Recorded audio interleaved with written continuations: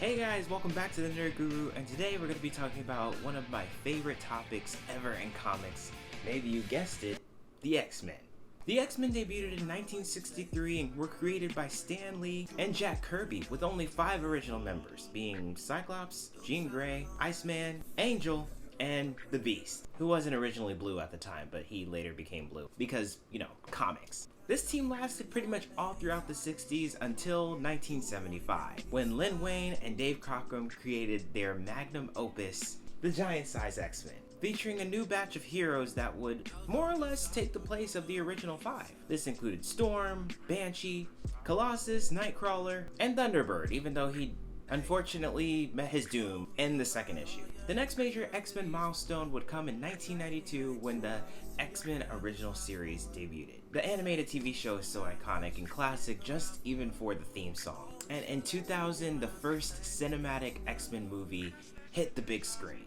The X-Men are so iconic and are, like I said, my favorite comic book superhero team, mainly because at its heart and soul, the X-Men have always been an allegory for discrimination, and have always connected with the way that the X-Men managed to fight against discrimination and bigotry through being superheroes. But what I really want to talk about today is possibly my favorite era of the X-Men, and that has been the most recent run in X-Men comics, the Krakoan Era.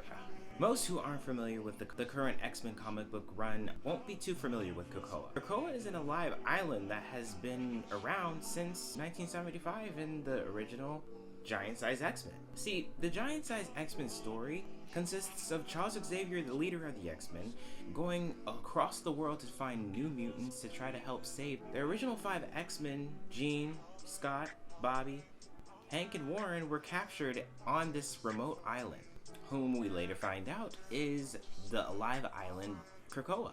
Fast forward later in 2019, Jonathan Hickman takes over the entire X-Men line. Jonathan Hickman is best known for his 2015 run in Secret Wars, which is an amazing read, which I absolutely suggest you read.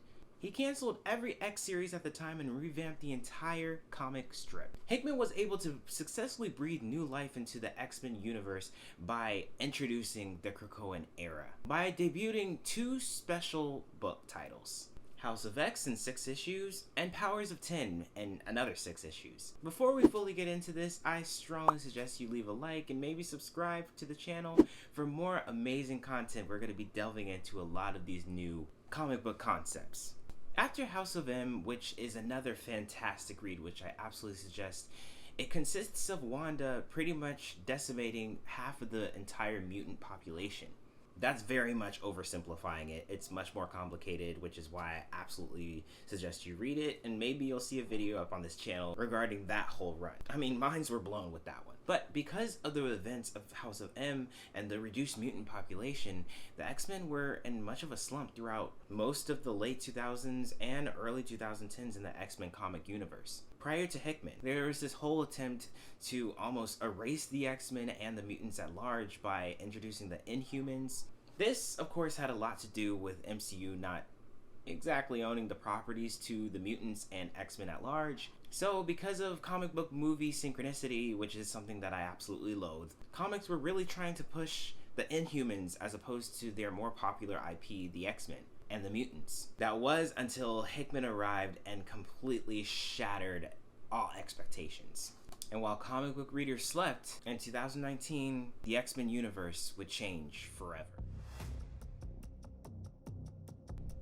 House of X opens with a sinister-looking figure cloaked in black with a round metal helmet standing over egg-like pods as humans crawl from outside the egg. The reader discovers these are members of the X-Men, and the mysterious figure is revealed to be Charles Xavier. This establishes the new world that the mutants inhabit. Mutants have established a new settlement on the new mutant island of Krakoa. We also find out Magneto and the Brotherhood are also working with Xavier as we see Eric meet with ambassadors of the United Nations. It is intimated that all mutants have global amnesty from human law. Krakoa is its own nation now and operates independently from Homo sapiens, which have created an uneasy feeling among humans who have always called the shots.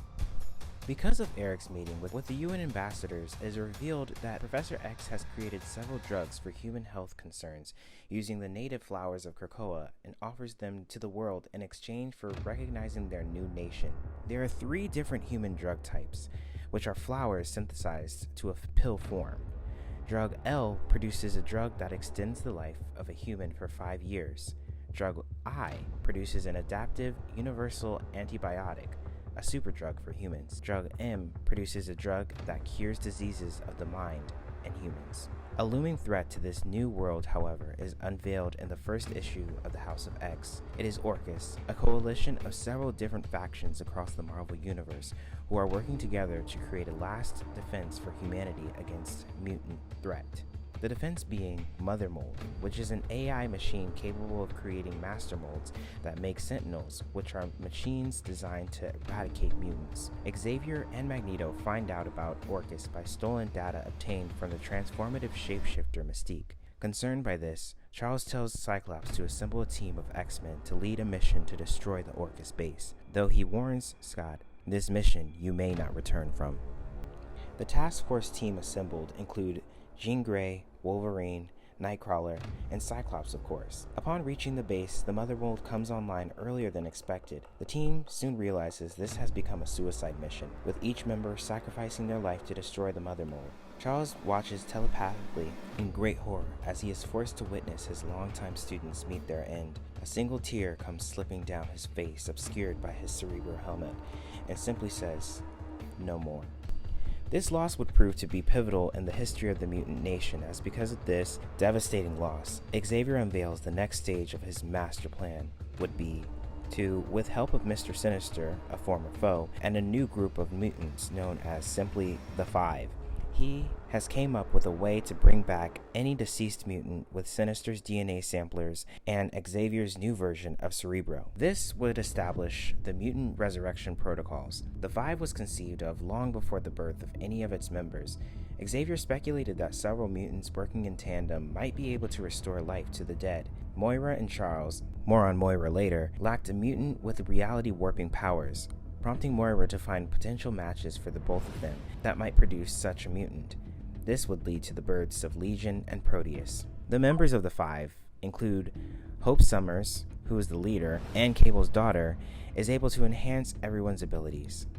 Egg, Fabio Mendina, produces a number of non-viable biological eggs and then injected with Sinister's DNA catalog. Elixir, Josh Foley, biologically gives eggs life by starting a new cellular replication process. Proteus, Kevin McTaggart, makes eggs viable with reality warping powers. And Tempest, Eva Bell, uses time manipulation to quickly age the mutant husks. A telepath then copies over the mutant consciousness recorded by Cerebro from a copy made at the time of their deaths. Hence the reason the mutants don't keep the medicines that they're giving out to the humans for themselves. The process is kept as a nation secret to the rest of the world. After Xavier makes this miraculous revelation of the reinvigoration of mutant life, we return to the very first page with Professor X standing over the eggs and Cyclops and the other X-Men emerging back to life. As the heroes wake up, Cyclops asks Charles if the mission was a success and if the Mother Mold was destroyed, and Xavier answers him, it was.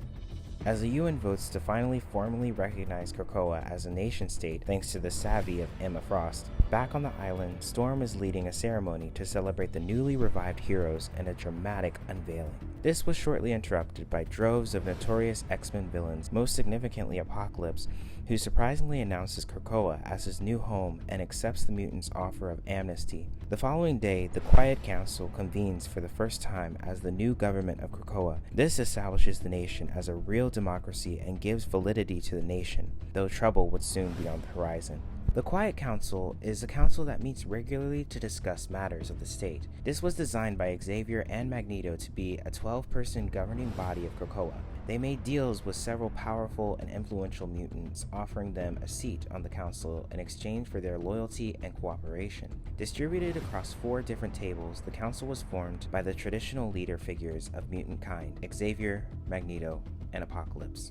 The tables consist of the Autumn Table, which is Professor X, Magneto, Apocalypse, who are the leaders of the Mutant Society. The Winter Table, consisting of Mr. Sinister, Exodus, and Mystique, which are faces of usually extremist terrorist entities. The Spring Table consists of Sebastian Shaw being the Black King, Emma Frost being the White Queen, and Kate Pryde being the Red Queen, who are the monarchs of the Hellfire Training Company. And the fourth table being the Summer Table, who are faithful former members of the X-Men, including Nightcrawler, Jean Grey, and Storm. The Quiet Council established 3 basic mutant laws. 1. Make more mutants in order to increase the mutant population. 2. Murder no man, since humans cannot be resurrected through the mutant resurrection protocols. And 3. Respect the sacred land of Krakoa as a way to preserve their home environment. But that's pretty much all I got, you guys. House of X is just the beginning of the first part of this story. The next part is going to be House of 10, which is mostly about Moira McTaggart's story and how she relates to all of this, which I'll be talking about next. And both of these 2 books are just the beginning and springboarding a bunch of different other stories, from Excalibur and Marauders to X-Force and New Mutants, which we will definitely be talking about in the future. I could talk about X-Men for days and years and centuries if you let me. But make sure you drop down in the comments and let me know, who is your favorite X-Men member? Mine changes from day to day, but apparently it's Rogue right now. But until next time, guys, that's all I got for you. And thank you so much for watching, and I love you. I'll see you next time. Bye.